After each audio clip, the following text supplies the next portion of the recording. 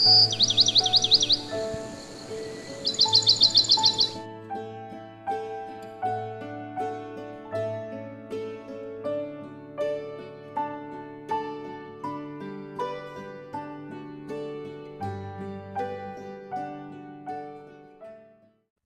কোন জায়গা? আমি কি পৃথিবীতে চলে এসেছি? কিন্তু কিভাবে? আমি তো আকাশের তারা ছিলাম। আমার শক্তিগুলো কোথায় হারিয়ে গেল? কেন আমার শরীর এত দুর্বল হয়ে পড়ছে? না, আমি হাল ছাড়ব না। আমার শক্তি হারিয়ে গেছে ঠিকই, কিন্তু আশা এখনো হারাইনি। যদি আকাশে ফেরার কোনো উপায় থেকে থাকে, তাহলে আমি সেটা খুঁজে বের করব। এখানে বসে সময় নষ্ট করে লাভ নেই। সামনে এগিয়ে যাই।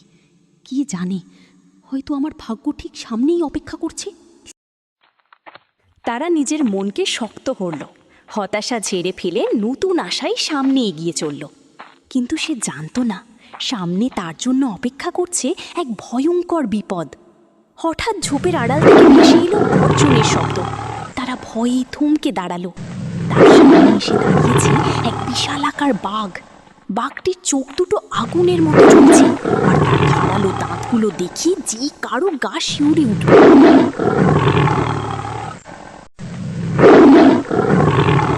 তারা পালাতে চাইল, কিন্তু তার শরীরে কোনো শক্তি নেই। এখন আমি কি করব? এই বিশাল বাঘের সঙ্গে আমি কিছুতেই পেরে উঠব না। আমার শরীরে কোনো শক্তি নেই। তবে কি এখানেই আমার সব শেষ? আমি কি আর কোনোদিন আকাশে ফিরতে পারবো না? এভাবেই কি আমার জীবন শেষ হয়ে যাবে?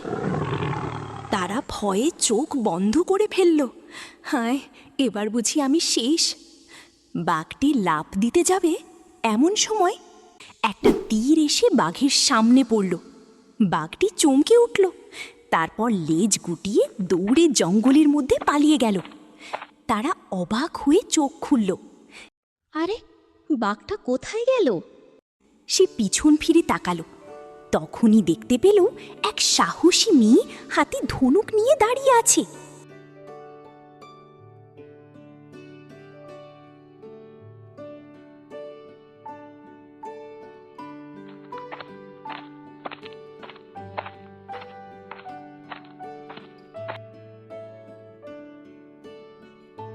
ভয় পেও না, বাঘটা অনেক দূরে পালিয়ে গেছে। ও আর তোমার কোনো ক্ষতি করতে পারবে না। এখন তুমি নিরাপদ। আজ তোমার জন্যই আমি আমার জীবন ফিরে পেলাম। আমি তো সব আশা হারিয়ে ফেলেছিলাম। মনে হচ্ছিল এই বুঝি আমার জীবনের শেষ মুহূর্ত। কিন্তু তুমি এসে আমাকে বাঁচালে। তোমাকে যত ধন্যবাদ দিই ততই কম হবে। আমাকে নতুন করে জীবন দেওয়ার জন্য তোমাকে অসংখ্য ধন্যবাদ। ধন্যবাদের দেওয়ার কোনো দরকার নেই। আমার গুরুদেব শিখিয়েছেন কেউ বিপদে পড়লে তাকে সাহায্য করতে। এটাই আমার কর্তব্য। তবে তোমাকে দেখে মনে হচ্ছে তুমি জঙ্গলের কেউ নও। তুমি আসলে কি? তোমার কাছে আমি আমার কোনো কথা লুকাবো না, কিন্তু কিভাবে শুরু করব সেটাই বুঝতে পারছি না। তুমি শুধু আমার প্রাণ বাঁচাওনি, আমাকে নতুন জীবনও দিয়েছ। আমার নাম তারা। আমি সাধারণ কেউ নই, আমি আকাশের একটি তারা।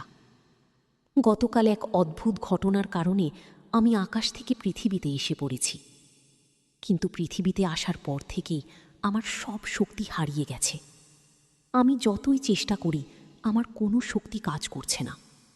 আমি আর আকাশে ফিরতেও পারছি না। আমি জানি না আমি কোনোদিন আবার আমার ঘরে ফিরে যেতে পারবো কি না, নাকি আমাকে সারা জীবন এই পৃথিবীতেই থেকে যেতে হবে। সব কিছু আমার কাছে যেন এক রহস্য হয়ে গেছে। আমি জানি না কি করব, কোথায় যাব, বা কার কাছে সাহায্য চাইব। হয়তো তোমার সমস্যার সমাধান আছে, আর হয়তো তোমার পৃথিবীতে আসার পেছনেও কোনো বিশেষ কারণ রয়েছে। হাল ছেড়ো না তারা, আমি তোমাকে সাহায্য করব। তুমি আমাকে সাহায্য করবে, কিন্তু কি করে? হ্যাঁ, আমি তোমাকে সাহায্য করব। আমার একজন গুরুদেব আছেন, তিনি অনেক জ্ঞানী এবং নানা ধরনের বিদ্যা জানেন। আমি বিশ্বাস করি তিনি তোমার সমস্যার কোনো না কোনো সমাধান খুঁজে বের করতে পারবেন। হয়তো তিনিই বলতে পারবেন কেন তুমি পৃথিবীতে এসেছো এবং কিভাবে আবার আকাশে ফিরে যেতে পারবে। তাই আর চিন্তা করো না, চলো আমার সঙ্গে গুরুদেবের আশ্রমে। ফুলের কথা বিশ্বাস করে নতুন আশা নিয়ে তারা ফুলের সঙ্গে গুরুদেবের আশ্রমের পথে রওনা দিল।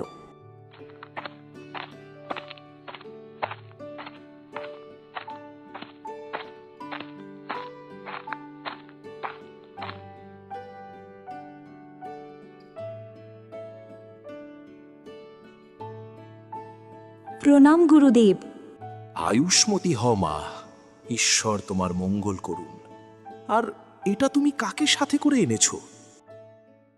গুরুদেব, আজ জঙ্গলের পথে আমার এই মেয়েটির সঙ্গে দেখা হয়। ওর নাম তারা। আমি যখন ওকে দেখি তখন ও খুব বিপদে ছিল। একটি বিশাল বাঘ ওর ওপর আক্রমণ করতে যাচ্ছিল। ভাগ্যক্রমে আমি সময় মতো পৌঁছে যাই এবং বাঘটিকে তাড়িয়ে দিই। তারপর ও আমাকে এমন একটি কথা বলেছে যা শুনে আমি অবাক হয়ে গেছি। কি কথা ফুল?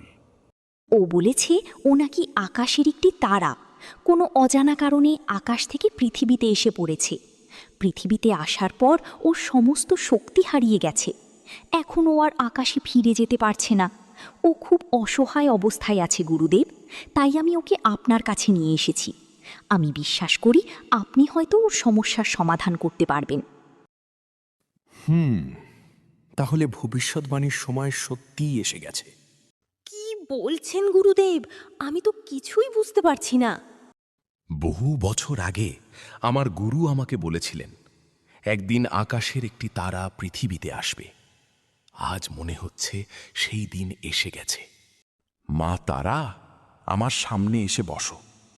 তারা অবাক হলেও গুরুদেবের কথা মতো গুরুদেবের সামনে এসে বসো। গুরুদেব চোখ বন্ধ করে তার মাথার উপর নিজের হাত রাখলেন। হঠাৎ তার চারপাশে এক মৃদু সোনালি আলো জ্বলে উঠল। কয়েক মুহূর্ত পর তিনি চোখ খুললেন। তার মুখে বিস্ময় আর উদ্বেগের ছাপ। আপনি কি দেখলেন গুরুদেব? তোমার শক্তি হারিয়ে যায়নি মা। হারিয়ে যায়নি? না, তোমার শক্তি এখনো তোমার মধ্যেই আছে, কিন্তু একটি অদ্ভুত অন্ধকার শক্তি সেটিকে বন্দি করে রেখেছে। অন্ধকার শক্তি? হ্যাঁ, আর সেই শক্তির কারণেই তারা আকাশ থেকে পৃথিবীতে এসে পড়েছে। তাহলে আমি কি আবার আমার শক্তি ফিরে পাবো?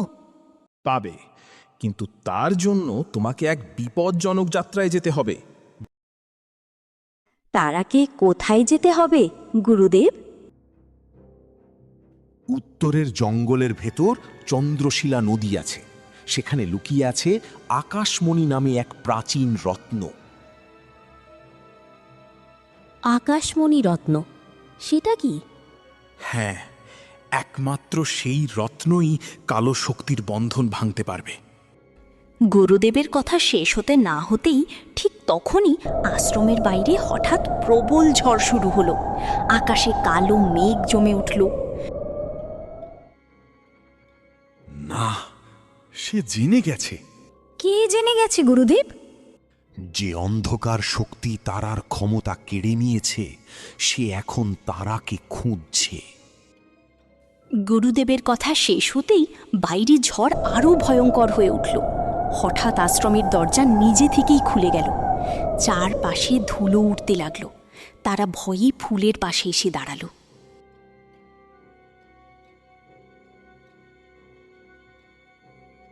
গুরুদেব, এটা কি হচ্ছে? সে আমাদের খুঁজে পেয়েছে। ঠিক তখনই আশ্রমের বাইরে কালো ধোঁয়ার মতো একটি ছায়ামূর্তি দেখা দিল। তার দুটি চোখ আগুনের মতো লাল হয়ে জ্বলছে।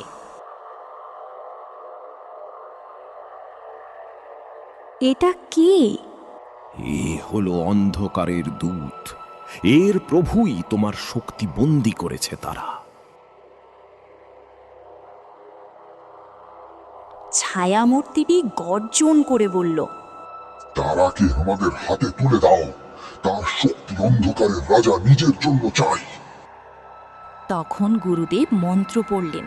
সঙ্গে সঙ্গে আশ্রমের চারপাশে সোনালি আলোর একটি বৃত্ত তৈরি হলো। ছায়ামূর্তিটি সেই আলো স্পর্শ করতেই চিৎকার করে পিছিয়ে গেল। এই আশ্রমে আমার সুরক্ষা আছে, কিন্তু এই সুরক্ষা বেশিক্ষণ থাকবে না। তাহলে এখন আমরা কি করব? আজ রাতেই তোমাকে যাত্রা শুরু করতে হবে। কোথায় গুরুদেবে? চন্দ্রশিলা গুহার পথে। সেখানে পৌঁছাতে পারলেই তারার শক্তি ফিরে পাওয়ার আশা আছে।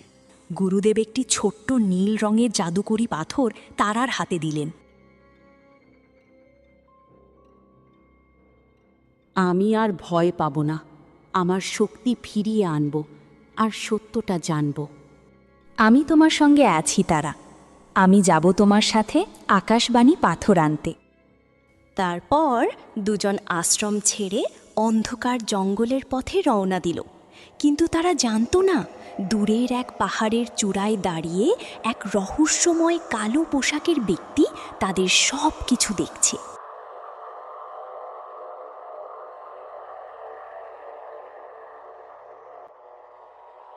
যাও তারা, তোমাদের যাত্রাই আমাকে আমার লক্ষ্যে পৌঁছে দেবে। রাত গভীর হয়ে এসেছে। আকাশে পূর্ণিমার চাঁদ জ্বলছে, কিন্তু ঘন জঙ্গলের কারণে চারপাশ প্রায় অন্ধকার। দীর্ঘ পথ পেরিয়ে তারা আর ফুল অবশেষে চন্দ্রশীল নদীর তীরে পৌঁছালো। নদীর জল অদ্ভুত নীল আলোয় ঝলমল করছিল। চারপাশ এতটাই শান্ত ছিল যে নিজের হৃৎস্পন্দনও শোনা যাচ্ছিল। গুরুদেব ঠিকই বলেছিলেন, এই নদী সত্যি সাধারণ কোনো নদী নয়। আমার কেমন যেন মনে হচ্ছে এই জায়গার সঙ্গে আমার কোনো সম্পর্ক আছে। ঠিক তখনই গুরুদেবের দেওয়া নীল পাথরটি জ্বলতে শুরু করল। পাথর থেকে একটি আলোর রেখা বেরিয়ে নদীর মাঝখানের দিকে নির্দেশ করল। দেখো, পাথরটা আমাদের পথ দেখাচ্ছে। দুজনে সাহস করে নদীর জলে নামল। যত তারা গভীরে যেতে লাগলো, ততই আশ্চর্য দৃশ্য দেখতে পেল। নদীর তলদেশে সোনালি আলো ছড়ানো গাছ, রঙিন মাছ আর ঝকঝকে পাথর ছড়িয়ে রয়েছে।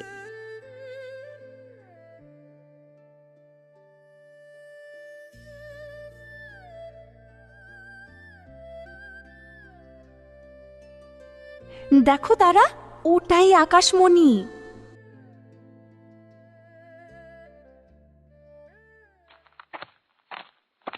মাটির নিচ থেকে এক রহস্যময় কণ্ঠস্বর ভেসে এলো। থামো! যোগ্যতা প্রমাণ না করে কেউ আকাশমণি স্পর্শ করতে পারবে না। কে কথা বলছে? আমি আকাশমণির রক্ষক। যে আকাশমণি চাইবে তাকে 3টি পরীক্ষায় উত্তীর্ণ হতে হবে। আর যদি আমরা ব্যর্থ হই? তাহলে তোমরা চিরকালের জন্য এই নদীর তলদেশে আটকা পড়বে। এখন কি করব? তারা কিছুক্ষণ চুপ করে থেকে বলল, আমি আমার শক্তি ফিরে পেতে চাই। আমি এই পরীক্ষা দেব। তোমরা প্রস্তুত হও।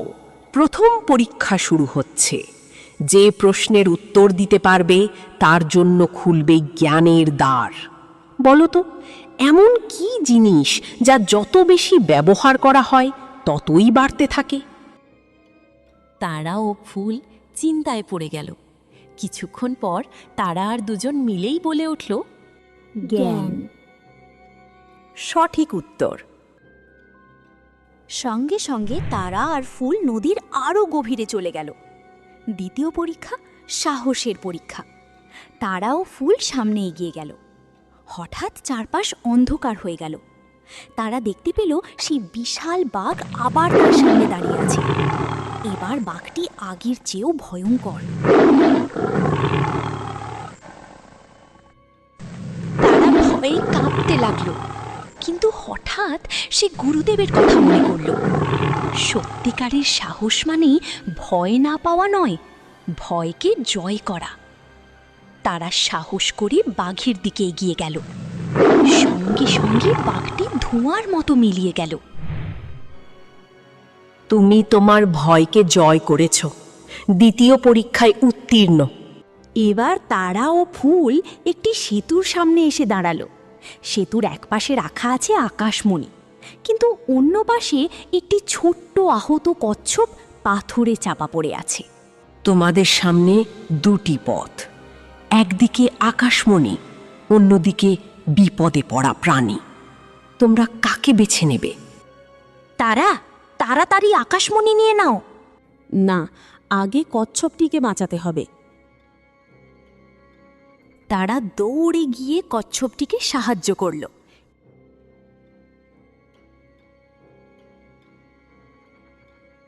এটাই ছিল শেষ পরীক্ষা। তুমি নিজের স্বার্থের আগে অন্যের জীবনকে গুরুত্ব দিয়েছ। তুমি সত্যিই আকাশমণির যোগ্য। পুরো নদীর তলদেশে আলোয় ভরে উঠল। ধীরে ধীরে আকাশমণি পাথরটি উড়ে এসে তারার হাতে বসে গেল। পাথরটি স্পর্শ করতেই তার শরীর থেকে উজ্জ্বল নীল আলো বের হতে লাগল। তার হারিয়ে যাওয়া শক্তি একে একে ফিরে আসতে শুরু করল। আমি আবার আমার শক্তি অনুভব করছি। তুমি পেরেছ তারা। না, আমি একা নয়, আমরা পেরেছি। ঠিক তখনই ভয়ঙ্কর হাসির শব্দ শোনা গেল। কালো ছায়া ব্যক্তি সামনে এসে দাঁড়ালো।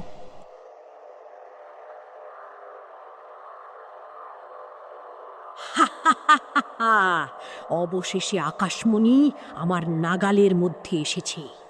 এবার আমাকে কেউ থামাতে পারবে না।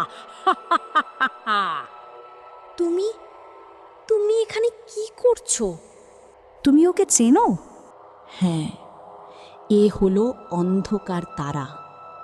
অনেক বছর আগে তাকে আকাশলোক থেকে নির্বাসিত করা হয়েছিল।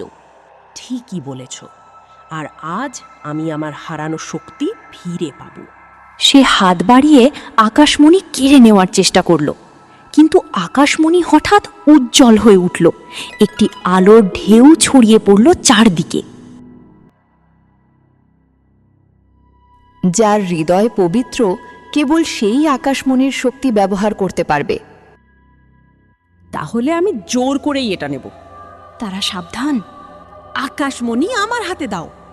না, এটা কখনোই হবে না। না দিলে তোমাদের আজ শেষ দিন। সঙ্গে সঙ্গে সে অন্ধকার শক্তির এক বিশাল আঘাত তারার দিকে ছুড়ে দিল। তারা আকাশমণিকে শক্ত করে ধরে চোখ বন্ধ করল। হঠাৎ আকাশমণি থেকে উজ্জ্বল নীল আলো বেরিয়ে এলো। সেই আলো তার চারপাশে একটি সুরক্ষা বলয় তৈরি করল। অন্ধকার শক্তির আঘাত সেই বলয়ে লেগেই ফিরে গেল অন্ধকার তারার দিকে। নিজের শক্তিতে নিজের শেষ হয়ে গেল।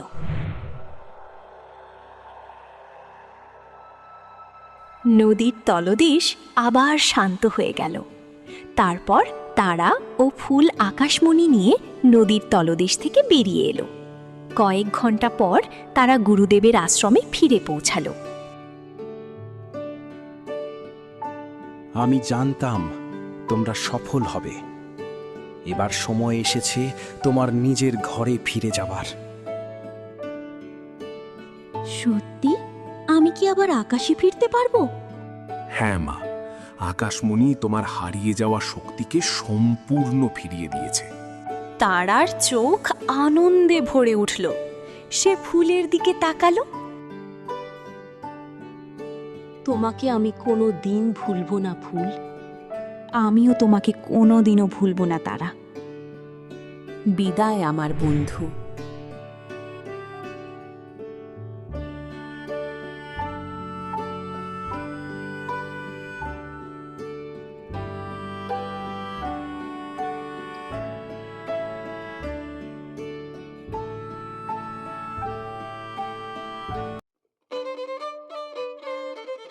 বন্ধুরা, আজকের তারা ও আকাশমণির অভিযান গল্পটি যদি তোমাদের ভালো লেগে থাকে, তাহলে ভিডিওটিতে একটি লাইক দিতে ভুলো না। তোমাদের সবচেয়ে ভালো লেগেছে কোন অংশটি? তারা, ফুল নাকি আকাশমণির রহস্য? কমেন্টে অবশ্যই জানাও। আর যারা এখনো চ্যানেলটি সাবস্ক্রাইব করোনি তারা এখনই সাবস্ক্রাইব করে বেল আইকনটি চাপো, যাতে আমাদের নতুন নতুন কার্টুন গল্প